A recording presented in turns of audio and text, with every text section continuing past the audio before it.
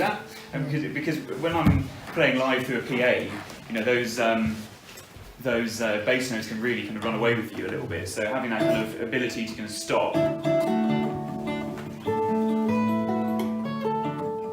So how are you damping it? So yeah, just bring your thumb back down. Oh, you put your thumb back down and not No,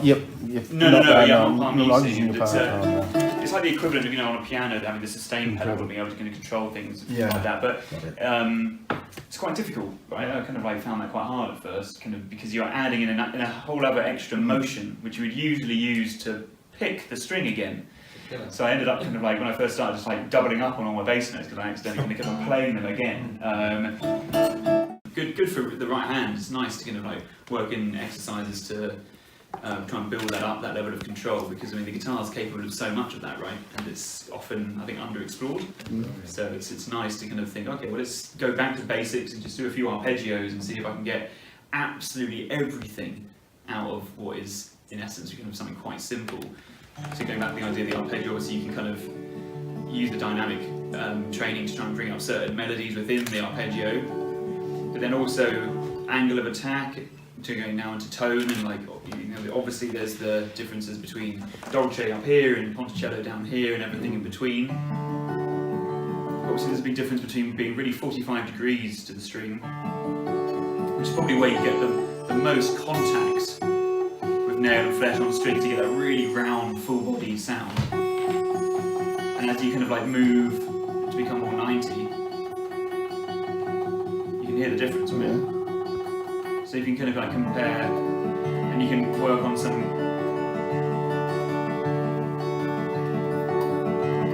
It's almost like you're taking like a phaser and just kind of like moving around. So you team that up.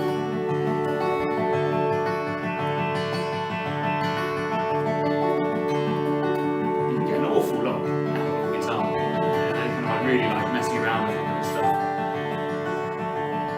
And obviously that was another thing that Clive was on at me quite a lot, because he is, you know, kind of, you know, in the deep, right, and he takes that to the extreme. I remember playing at the North American Guitar, and he kind of was doing, and people were, he managed to get such a variety of tone, and people were looking at each other going, what the hell was going on? He's only ever played one guitar as long as I've known. What, with Clive? Yeah, that with the bound. Yeah. That Armstrong that you had, that was his Armstrong that you played at the Teaneck there. The baritone. The baritone. Yeah. That's his as well. Yes. Yeah, that's right. So yeah, I mean, it's nice to experiment with that kind of thing, and I try and build in exercises around my pieces to do you do an arpeggio exercise for stopping as well? For like stopping notes particularly. Yeah, I mean, that's an interesting one. Not so much arpeggios as it is. I tend to try and build that along kind of rhythmic stuff. For example, obviously Dragonflies, Swans and Bumblebees, also, you know, blues. Anything with a really solid kind of pulse is nice, because the difficult thing about bringing your thumb back on to stop is kind of knowing when to do that, and sometimes it's easy to kind of time it with a beat. You see, like timing it with that kind of thing, instead of doing it really quickly, but that was how I would kind of start approaching it, is kind of trying something really simple with a solid groove, and then try and stop the bass notes in some kind of rhythm. So with the Dragonflies, Swans and Bumblebees one, that one, I'm kind of bringing my thumb down just before I'm playing the next group of notes. So even that takes a little bit of doing. And that one again, really, really quick, so between hitting that first group and then the next. So. And would that be conveyed in your notation if I bought you a book? Certainly would be. Utmost details. That's a deal breaker. It's not. Yeah, so basically pay attention to the rests. It's it's the thing, like people often default to tab when they're reading, right? And it doesn't have all the information. Yeah. So like rests, been quite deliberate where I put rests. Yeah. So there is nothing, because if you just did that, it just starts sounding messy, right? All those notes going to go all over the place. So it's kind of quite important to know when to stop this stuff, I think. So yeah, I think it's quite nice to build in some of those kind of exercises into playing, something I quite enjoy taking people through, like my own students and things, because I think guitarists are guilty of playing things that are too difficult for them. Kind of fairly, I mean, I've been guilty of it all the time, and I tend to try and kind of keep on running upwards without really nailing some of the basic stuff, right? I never play anything, would I? Yeah. And like something about kind of, can you play an arpeggio? Like really, can you play it? Like, can you really nail it when you're kind of like completely isolated and exposed? And can you play it in every single possible way? I know the answers to all these questions. So building up from that, there's a big difference on your right hand between. I was speaking to Dan last night about kind of free stroke versus rest stroke. Voyando versus tirando, right? And in the classical world, that was kind of taught on day one. Kind of rest stroke thing. But it's interesting in steel string. It seems to very rarely happen. They talk about it a lot in flat picking. Say again? They use it a lot in flat picking. In flat picking, yeah. Yeah, I mean that could be really helpful. And in fact, that's something that I'm using when I'm using my nail as a pick. Using the kind of that kind of rest stroke vibe of trying to dig in and then resting on certain strings can be really helpful. But So when you say that, I'm sorry, when you're playing that, strumming that chord, are you killing the string before when you're running down the strings or something like that? you're kind of like you're dragging the nail down. Ah, yeah, right. Okay. And then when you get the one where your melody stops on, say, the second string, you use the first string to anchor onto. So you can really dig in onto that. That's what I was saying about bringing out the melody, right? So you can really lay into that last note. And the very last note, it bounces and pops up. But yeah, so rest stroke can be nice to kind of like shine a spotlight on certain notes, right? Because you can get a lot more volume and depth and roundness out of a rest stroke run. If I did that with free stroke, that's all I'm going to get. That's about as loud as I can get. But then rest stroke, much rounder and much louder. So if you have a certain thing that you want to kind of really shine a spotlight on, like little moments like that, maybe just one note is all it takes just to kind of really bring an interest. So I have that little bit in Dragonflies. How was it going?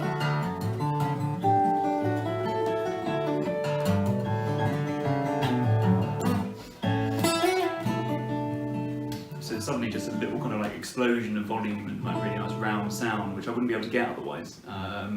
So yeah, rest stroke kind of ideas are quite nice to kind of mess around with if you're on the old steel string. But again, I mean, I use the old ping pong ball thing, right? And I don't think I'd be able to play quite as aggressively. Well, I definitely wouldn't be able to play quite as aggressively on steel string without the help of something going on, because otherwise my nails would be shredded after about 10 minutes. Because you can really dig into your heart's content. I quite like that. Get a lot of volume out of it. So yeah, I mean that's and then other things like I don't know if anyone's dabbled in the world of tremolo kind of techniques, but they're quite a nice one to work on kind of right hand control, because it's a pretty beastly technique, a really lovely one to get good at, and it's quite nice to kind of, you can do the classical thing of having the melody kind of constantly painted with it, so you have the kind of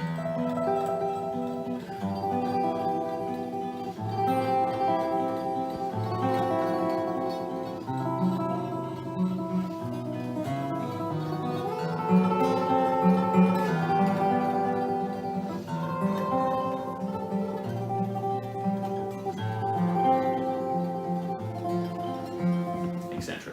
And that's quite nice, but then it's also quite nice. But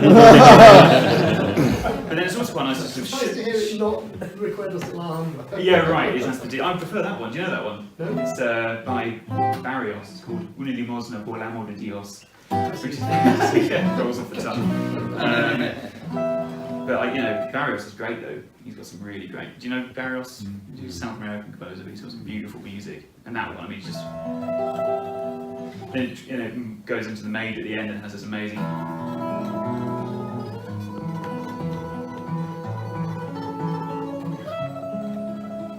That's just beautiful, isn't it? Oh, yes. You've also got one called La Catedral where it's got these beautiful high melodies like.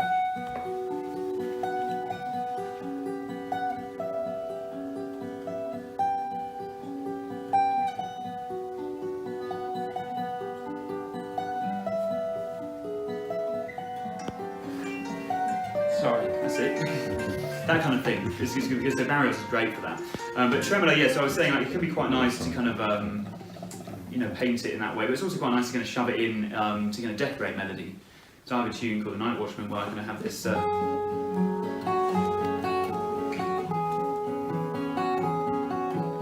that's the kind of melody played normally. But then if you wanted to kind of use tremolo to kind of paint it a little bit,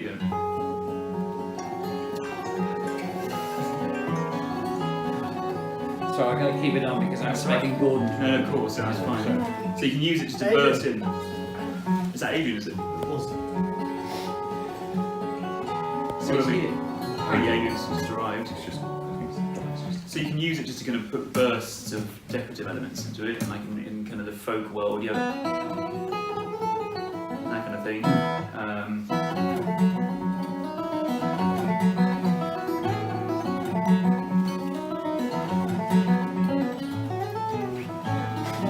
All of that kind of stuff is great to kind of like work on, and when you're going to work on tremolo, it's quite nice to just look at the rhythm of it, because it needs to sound like a machine gun, really. So I spent kind of quite a number of hours just going, driving myself slowly insane.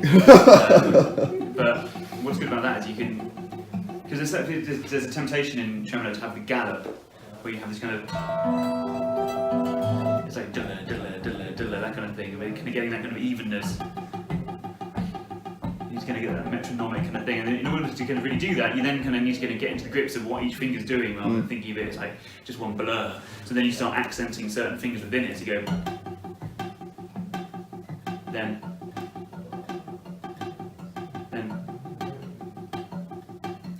just slowly driving yourself insane. But by doing that, as you build up the speed, should get to the point where it's kind of fairly metronomic, and even at the kind of the faster paces. And if you kind of skip that kind of step of like really getting to grips with it, you get the dreaded gallop. And you don't really want that. Hi, Adrian. To melodies, if you try it. So that's a little bit about the writing. You've got the guitar, Gary. Are you going to try? Is that ring finger first, middle Yeah, finger, so in the index? classical world, you have ring, middle, index. P-I-M-A, isn't it? P-A-M-I, P-A-M-I, P-A-M-I. And then you have the flamenco one where they add another finger in, where they have P-I-A-M-I. And they kind of double up on the index finger. Oh man. And the thing is, like, once you've learnt it one way, it's like almost impossible to learn it the other way. You get so ingrained into it. But yeah, the flamenco way is like, crazy stuff. Like Paco de Lucia,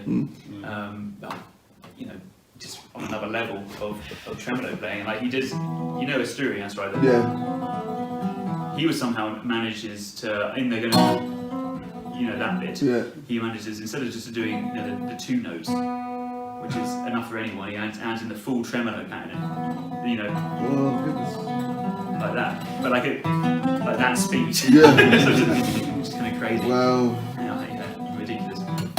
So anyway, yes, right hand is quite important, often underlooks, and I think having the freedom, because because of the classical thing, I was always beaten terribly if I never anchored anything or did this or anything like that. So when I first started kind of migrating from the proper classical pose slowly to this, and then this, and then kind of this, and just it was interesting. I found it quite difficult, but like even when I was playing blues for the first time, that was weird for me because I couldn't really get it. I couldn't get it right because I was like this. It was like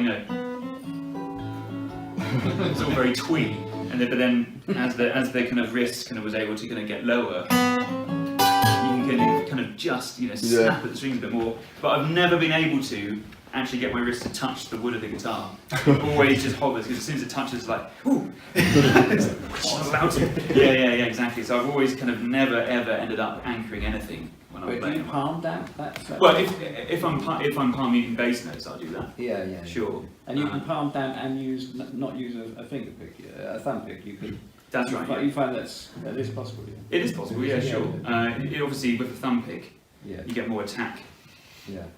Because obviously you're pointing this way, so you can't really get much nail at all when you're playing. So it's just flesh. It's a flesh sound, but it can be really, it can be quite nice for that. Yeah. I like kind of like putting those moments in occasionally. So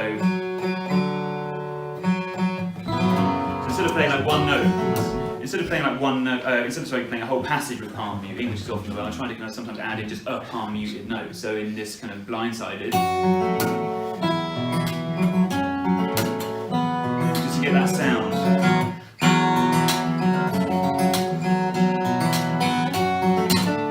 So just get that feel, and when it's through a PA, there's a really.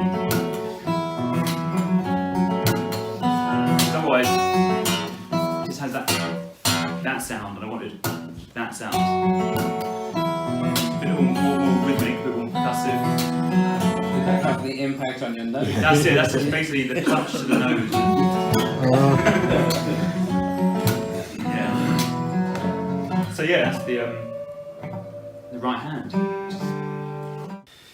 So, composition then, shall I talk a little bit about that? Yeah? So, Are you alright, Adrian? I kind of have certain themes, and then I kind of just develop them in certain ways and arrange them differently on the guitar. So it's the same thing, but you know, it's never getting boring because you're always kind of just varying certain things. So that first, well, there's the very first thing, and then you have this one, like that, which comes in, and the first time you hear it, it's painted with a quite simple accompaniment, quite delicate.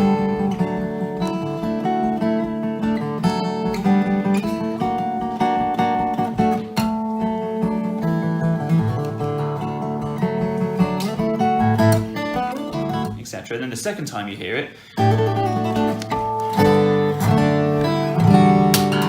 it's been painted with much bigger chords. So it's still familiar, but all of a sudden everything's there's more going on, so it's not repetitive.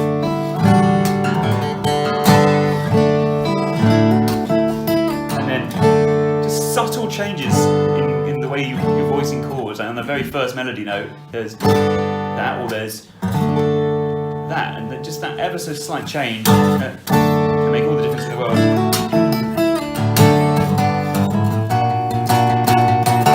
And then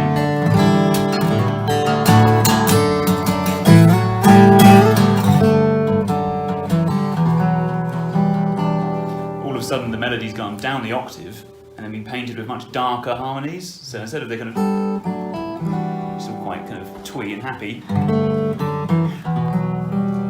suddenly gone a bit dark down here.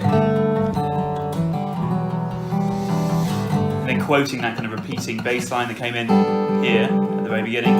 So there's a sense of familiarity.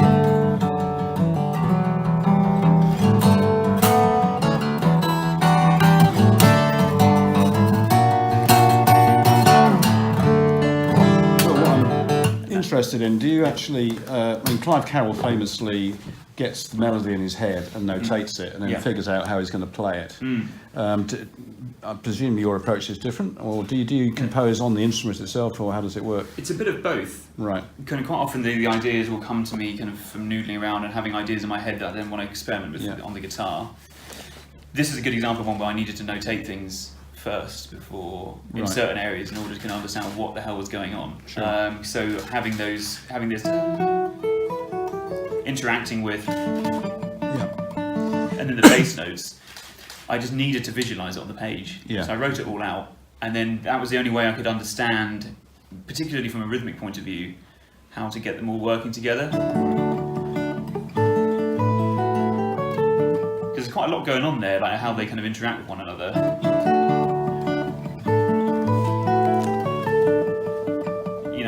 That was beyond my ability of just sitting down and kind of bashing it out, if you know what I mean. It was kind of much better to kind of just notate it all and see how it goes. But yeah, it's a mixture. But I enter kind of a slightly self-destructive, obsessive spiral when I kind of compose sometimes, and it's kind of I'll record tiny little bits and listen to them over and over and over again until I know exactly where things need to go or exactly where the harmony needs to go.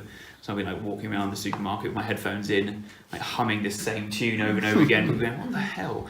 And Claire, my fiance, is just like, driving her absolutely nuts when I'm just kind of like constantly just going. That for about an hour. She did say yes in the end, which is, I don't know why, but. So yes, I kind of, it's a mixture. Sometimes I'll have ideas which are very vivid in my head, Yeah. and then I'll use that as the starting point.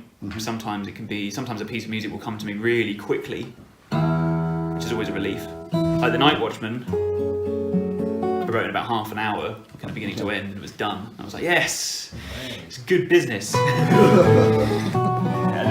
then other ones, take years. When you're doing that quite complicated mixture of things, you're mostly working on about 6 things at a time. Yeah. Does the stopping of the frog part, does that come naturally? No, that you still need has to be- practice it. That still has to be worked within that particular sort of equation. That's right, and Yeah, like okay. certain because I know what I need it to sound like, Yeah. and I can't play it. So it's another factor within Yeah. that particular. Yeah, indeed. That composition. And I think that's sometimes I kind of end up kind of making work for myself quite difficult because I don't will say. have but I have ideas in my head that I literally can't play, so I kind of need to kind of really sit down and actually practice them. Yeah. But I think that's a good thing. The worst thing for me is getting stuck in a rut and like going back to your safety net all the time. It's like, oh, I know that this pattern works here, or like it's the dreaded kind of composing as a guitarist thing, isn't it? It's like, oh, well, I've got a nice chord, I'll put a pattern on it. There we go. Comfort really works. Comfort zone. It Yeah. never sounds like you're in a rut. Yeah, exactly. You just put a nice sounding chord with a nice sounding fingerstyle pattern on it, and you think, hey, jobs are good. And I did that a lot. But then you kind of think, is that really what composing is? I mean, is it actually that? I think it's quite nice to think a little bit broader about the music. Music first, then guitar second can be quite a nice way of thinking about it. Yeah. And the same thing with Dragon's Back, right? I mean, I had the melody. Quite a haunting thing that came first, and I was like, well, what imagery am I trying to evoke here? In the very beginning, and that was the kind of like quite film music kind of scenic thing that I was trying to go for, with the kind of this mountain range looming in the background, right? So that kind of the idea of these kind of almost this misty, kind of mysterious thing, they kind of appearing, and I thought, well, harmonics are the only way that I'm going to kind of get that image. So then painting those harmonics over the melody.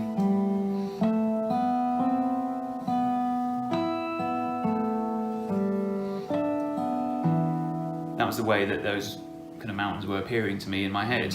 And then that melody, again, what the idea was, I was saying about making the most of what you already have. That melody then gets developed a lot. And then when it comes in again, it's big chords. And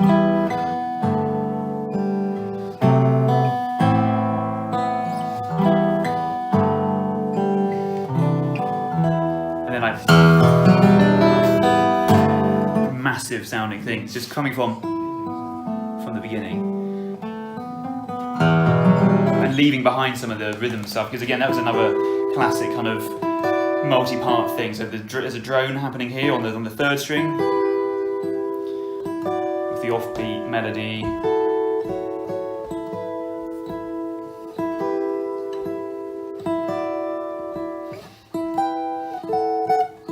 and then the bass again stopping. Much more effective and kind of like foreboding sounding thing if you can stop the bass notes. And then again, that's those moments where the pulse gets completely removed just to make way for one epic chord. So you get that kind of, you have that kind of foot tapping, and then suddenly the chord kind of comes back in again. Kind of messing around with the idea of kind of moving away from pulse, but then bringing it back in to make way for these kind of big melody moments. is kind of still down out of the head, is it? I mean, that's that basic melody. Yeah, exactly. Yeah. Yeah, it's going to go You around. know, sense as we go. So here you go. Oh, bless him. Oh, he did a lovely job of that animation and thing, didn't he? Yeah. That's great. So, and again, going back to the right hand idea of like making sure everything was sat in the right place.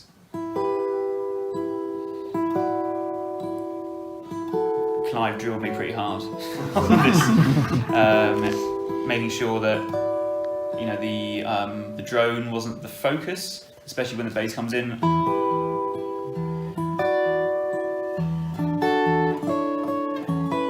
So the melody is really punching up, and the drone becomes a real kind of background image. And then when this bit comes in,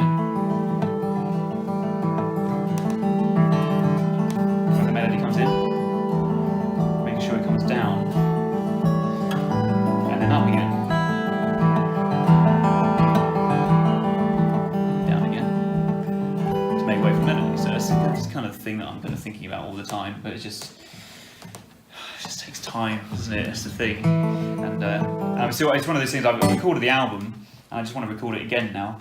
I feel like I'm only now being able to play these pieces properly. It's funny how that goes, isn't it? I'll buy it again anyway. Yeah. Oh, nice one, Charles. Cheers. So yeah, and then does anyone have any questions about that kind of stuff? Or? Just gonna go check I've my got a couple of slightly unrelated questions. Yeah, go. One is kind of quality control, self-imposed quality control, like when you write stuff. Yeah. Do you have any sort of systems or checks and processes for going, that was great, that's rubbish, other than your own instinct? From a point of view about composition specifically. Yeah. Yeah. Okay. Yeah. There are some things where they will just fall by the wayside because again there's that listening thing that I do a lot of. I'll record everything that I'm writing and listen to it a lot to make sure that it's kind of doing the right thing. And sometimes I'll record something and listen to it and I think just not doing what I want it to do right now. I mean, maybe it will do in the future and I'll revisit it perhaps, but I don't like kind of flogging a dead horse. Sometimes there's kind of these ideas where you think, oh, this is really cool at the time, and then you wake up the following morning, you listen back to it and it's like, actually no, that's crap. But I've been doing it so long. I mean, I've been writing music and recording music since I was about kind of 14. As soon as I started writing, I was recording it and listening to it and then shoving CDs in front of my family's faces. And when I first started writing, I was like well against any sort of repetition. So I ended up writing kind of through songs with literally no repetition at all, just because that's what I was doing. When I listen to it back and I think, this isn't very good at all. This is weird. This is a little bit avant-garde. You know, I'm only 15, and like no one's gonna be buying this stuff. So it was only when I started really listening to myself, and I'd done a lot of the kind of percussive style things, and played a lot with that, and all the tapping and everything like that. And then I was listening back, and I was just thinking, for me, it just wasn't doing what I wanted it to do. So then I just started composing much more from a musical point of view first, rather than guitar first, because that's how I first started writing. Yeah. Was I saw someone do something, I was like, oh, that's cool. I'll give that a go. And like, you know, slapping harmonics all over the place and like all that kind of stuff. And it was great to kind of get those techniques under my belt, but not how I ended up kind of settling on how to kind of write music, I suppose. Yeah. So when you're writing a tune in your head or on paper, whatever, and then figuring it out on the guitar, have you got a tuning in mind, or So do you try different tunings and this would work in that? Yeah, so the tuning, more recently in the last couple of years, I've kind of worked not from a tuning first. Mm-hmm. So sometimes people were saying, I'm going to do a tune in DAG, or I'm going to tune an open D. I kind of find a tuning from what I want to hear. Mm-hmm. So just literally experimenting. So for example, well actually that's probably quite a good example actually. So I have a tune where it's just the B down to A, because I had this tune called Fluffball, right, which is over my, after my dog. And I wanted, I had this kind of, this idea in A, and that was where it came from first, this dog running around and me going, kind of like trying to kind of capture that essence. And then I wanted to be able to kind of like have the melody very easily accessible to me, and having the open A just suddenly made everything a lot easier for me, so I could add the drone in.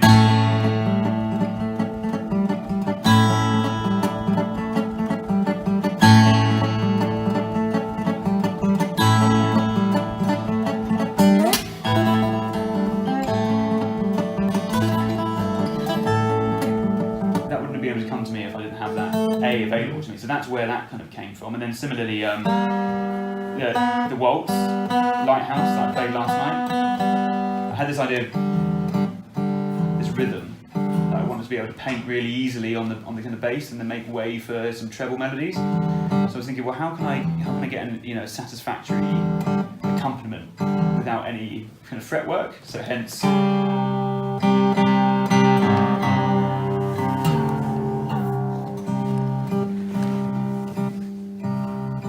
where that tuning came from. I just wanted to kind of find the appropriate accompaniment first, and then all the melodies were available to me in standard tuning. So like half of it's changed and half of it remains the same. So that's kind of where that kind of idea kind of came from. So I'm trying to think of alternate tunings to serve a purpose in the music. So that's kind of what I've been doing recently anyway.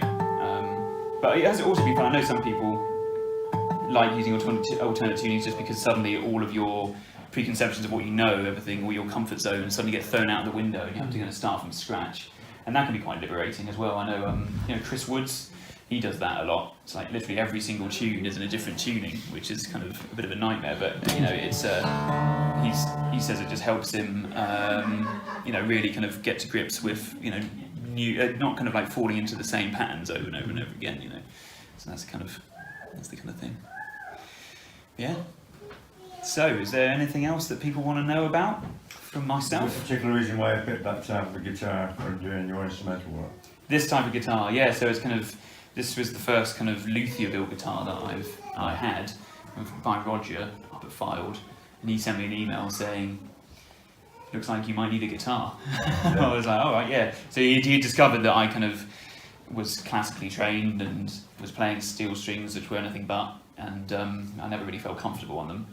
So he thought, we could make a hybrid somewhere in between, and it suits me down to the ground. So I like having the slightly wider neck, slightly wider string spacing, just more room to work with, and then the 12 fret join as well. I'm really comfortable with that, and I think again that just has come from the fact that I've just grown up with classical playing. I just like the feel of a 12 fret neck. So that's kind of where this came from. It's it's a halfway house. It's not as wide as a classical neck, but it's not as narrow as a standard steel string neck, and that's where I found myself feeling quite comfortable actually.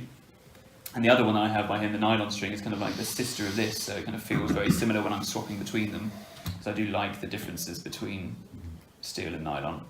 Just a little bit more of a pain in the arse when you're flying to a gig or something. You've got two guitars rather than just one. One's difficult enough. Yeah. How much is your notation book? Notation book is £20, Charles. Well, very reasonable. Do you think so? I'll take 3. Yeah. Oh, really? Wow. Okay. What adaptations do you have to make to your right hand when you, or either hand, between the steel and nylon? I try and make very little adaptation actually. It's more to do with kind of how the different strings react and tone and things like that, and the fact that steels sustain more and nylon strings don't, and nylons have a much warmer tone. So it tends to be a tonal thing that I try and tweak. But from an actual playing point of view, nothing dramatically is changing in my technique, really. Yeah, I mean, because it looks like you're playing basically classical technique on the steel string. Well, that's exactly right. That's where I'm kind of, still very much that, really. Yeah. And there's certain techniques that involve the high wrist, which I can really like. Do you know Rodrigo's Concerto de Aranjuez, right? There's that cadenza in the second movement, which has got this kind of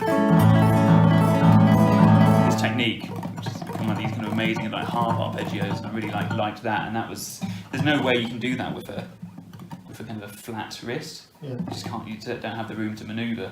So but I like it on steel string. I think it sounds really nice. So I use it in terms of like almost more rhythmic, I suppose. So you have these kind of ideas where you have.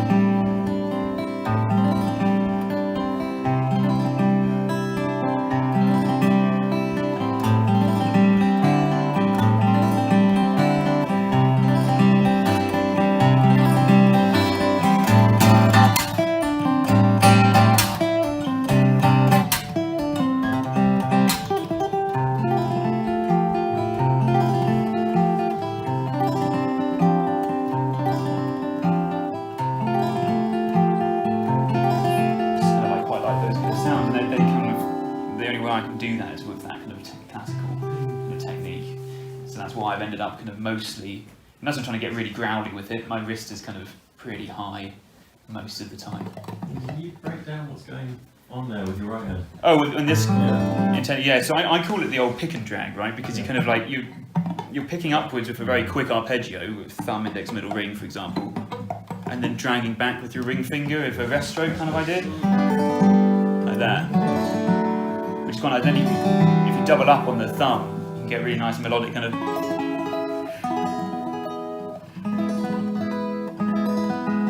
So you can kind of carry it on and on. And it's, the reason it's called, it sounds a little bit like a, when you know, when you do the harps do those massive, great big runs, it has that kind of similar effect.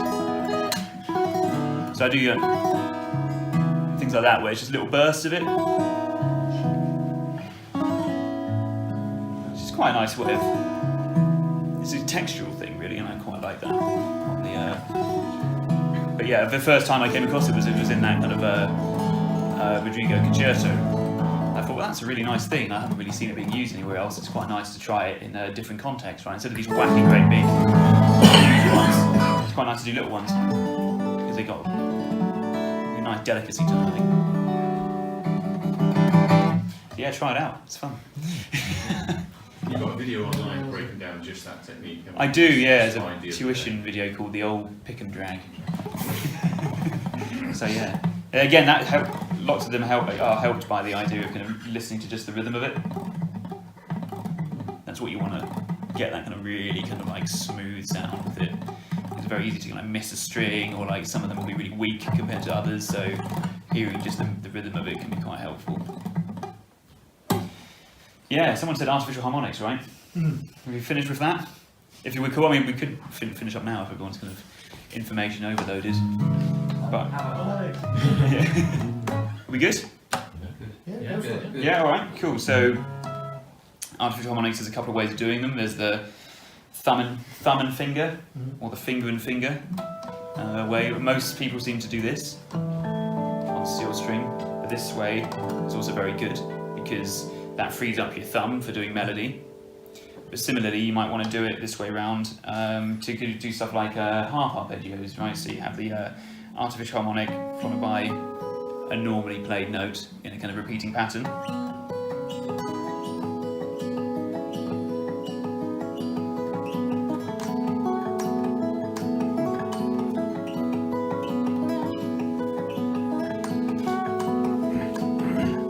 It's a really nice technique, and it's good to try it with just really simple. If you've never tried it before, try it with like just simple open position chords and get used to the idea of tracing shapes. So if you visualize an E major chord shape up here, you can easily then find where the 12th fret always kind of bounces up. So you have, like, for example, 12, 14, 14, 13, 12, 12. And once you kind of find those harmonics, then you can try very slowly playing a harmonic and then plucking a normal note, a ring finger, by skipping a string. So you go 6th string, 4th, 5th, 3rd, 4th, 2nd, 3rd, 1st. And you go.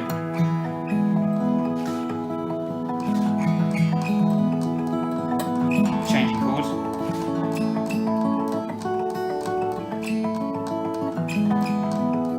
And you can try on 7. And really mental is on 5th. That's quite a nice way of kind of trying out the idea of kind of start simple with artificial harmonics first, then add in the idea of kind of the harp harmonic thing. And then if you're doing the other way around, in index finger and ring finger, for example, that allows you to play a bass note at the same time, and that's quite nice. So that in my piece Blindsided, I had this bit where the thumb's working quite hard at the same time as doing those harmonics. So other than releasing your thumb, is there any advantage of doing thumb and finger as opposed to index finger and... Any differences between? Well, they sound a bit different, I think. I think with thumb and index, you can get a really strong sound, whereas this is a bit weaker, I suppose. Right. There's also a big difference as well between how much space you leave between the where you're pointing the harmonic and where you're plucking it. So the bigger the gap, the more full-bodied, and as you close the gap, it becomes a bit more brittle, depending on what you want. You know. If I might do it, I always play the guitar. Yeah, that's always a good thing to do. Yeah. So yeah, it's quite nice to do a bit of both, because they kind of open up different possibilities, I guess. And with Blindsided, it's the idea of kind of playing the harmonic at the same time as the thumb plays a bass note, which I was trying to get. You can get some really funky ones up here.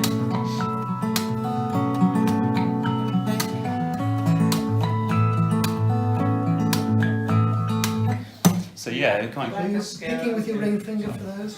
yeah, so I'm picking with ring finger, and the index finger is pointing at the harmonic. It does. It does. Yeah. Well, I mean, What was that? So did that Cascaro have any influence on you? Oh, big time, big time. Oh yeah, yeah. I mean,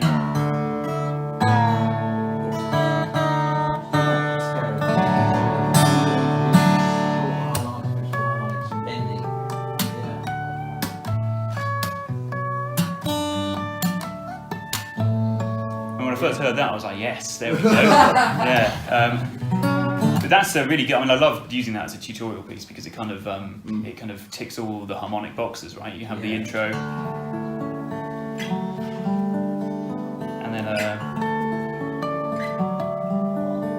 nice natural harmonics, and then the ending with. Sorry? The bent one.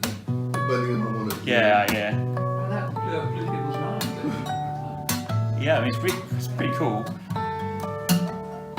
And then the slaps at the end.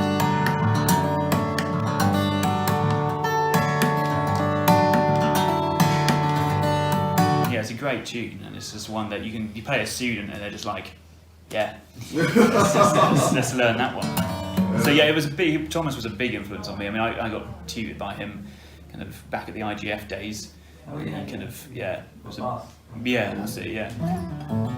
So yeah, I definitely picked up a lot from him, for sure. So yeah, artificial harmonics, always good fun. And kind of the sky's the limit with them really, but it's just, yeah, I find it really helpful to have a solid unit of a right hand that can move around really reliably with it. So I know that this shape is the shape that will always bounce around, and I will kind of always have that consistency. So it's rock solid, and the only thing that's moving is my finger really. And the same for this one. I know exactly that shape is the shape that I will always behind use. that finger is really, so you just Yeah. point the finger and then you know. Exactly. Yeah. Because some people, when they first start kind of bending the finger and like plucking and bending, and you're just making your life really hard for yourself. You're kind of it's like moving goalposts all the time. Yeah. So if you have like a solid unit that you can just bounce around, then you have a better chance of building a bit of consistency with it. But yeah, it's again time, right? Isn't it? It's difficult to find the time. Well, I hope that kind of was interesting.